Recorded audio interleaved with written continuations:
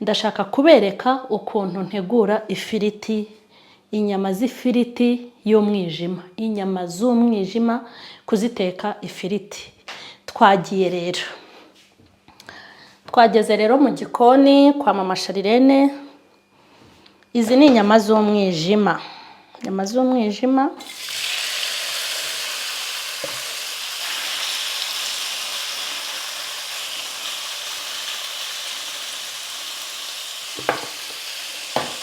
Abibonye ko watangiye guhinduka ariko ntago urashya, ntago urashya rwose, ugomba gushya none ukageza ubwo ngiye kubereka ukuntu rero. Hanyuma